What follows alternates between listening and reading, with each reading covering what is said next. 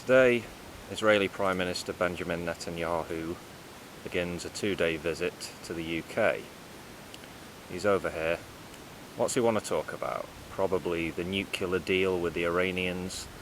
He's clearly anxious about that. He'll want to talk about Syria and ISIS also, I expect. We do a lot of business with Israel. Maybe many people don't know that. About $5.8 billion worth of business just last year, actually.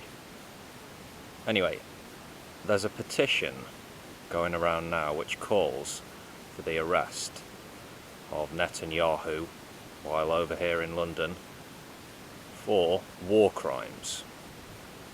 The UK Parliament considers all petitions that get more than 100,000 signatures for a debate.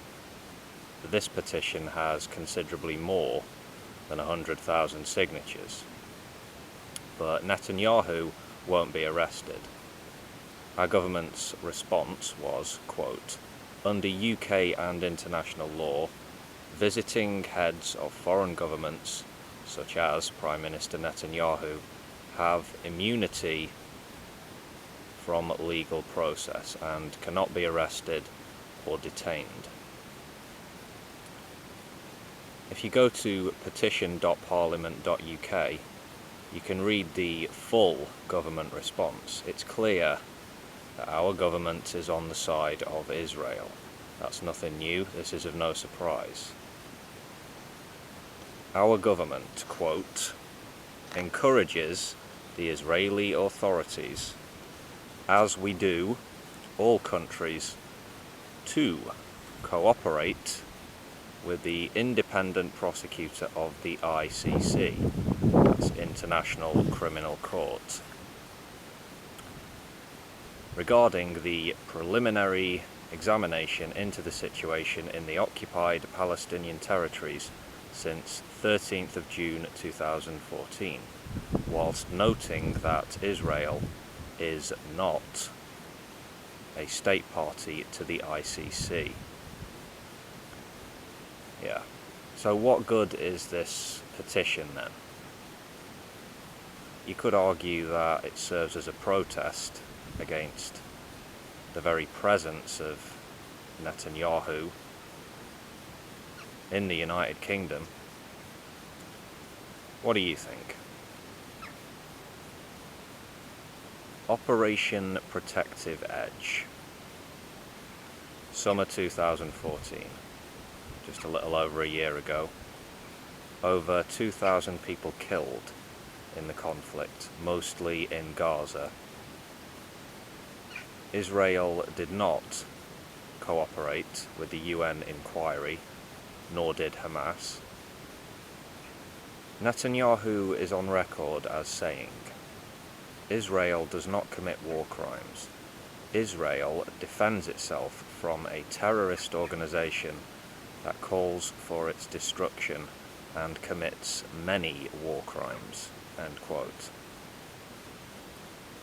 Well, last summer, entire city blocks in Gaza were reduced to rubble by the Israeli military. Families trying to escape being shelled in one area of the city, they flee to another only to be shelled again.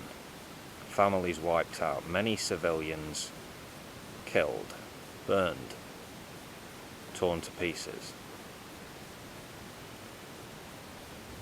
According to the well-respected human rights group Amnesty International, the Israeli military did indeed commit war crimes during the 50-day offensive into the Gaza Strip.